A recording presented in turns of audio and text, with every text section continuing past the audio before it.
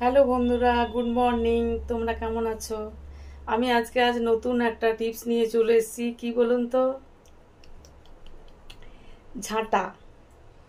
এই ঝাঁটাটাকে দেখুন, আমরা দু রকম ভাবে মানি, যেটা একটা উপকার, একটা অপকার। যেটা অপকার মানে মানে খারাপ দিক দিয়ে বলতে গেলে, যদি আমাদের গায়ে ঝাঁটাটা লেগে যায় তাহলে, বা খাবারে বা কিছুতে ঝাঁটা লেগে যায়, আমরা বলি এই ঝাঁটা লেগে গেল, এটা খাবো না, কেন ঝাঁটা লাগালি গায়ে। আরেক দিদি উপকার দেখুন, এটা দেখতে গেলে আমাদের ঘরও পরিষ্কার করে। আর ধনতেরসের দিন দেখুন, আমরা সকলেই কিন্তু ঝাঁটা কিনি। এই প্রচলনটা যদিও আগে ছিল না এতটা, এখন কিন্তু বাড়িতে বাড়িতে সবাই একটা করেও ঝাঁটা কেনে। যাই হোক, তো এটা হচ্ছে ভালো দিক।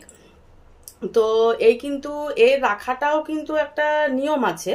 এই ঝাঁটাটা যদি আপনি এরকম ভাবে দেখতে পাচ্ছেন, সোজা সোজা ভাবে জমিনে যদি আপনি রাখেন, সেটাও কিন্তু লক্ষণ বলে খারাপ।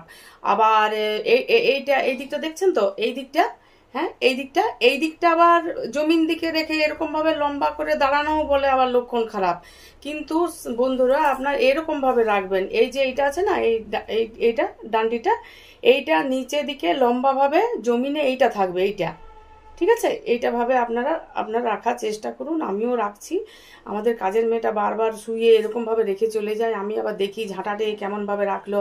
আমি আবার এরকম করে দিই, ও আবার পরের দিন এসে এরকম করে দেয়, আমি আবার এরকম করে দিই। যেন রোদের ব্যাপার আমার, ঠিক আছে, রোজ এরকম আমার করতে হয় দেখার জন্য।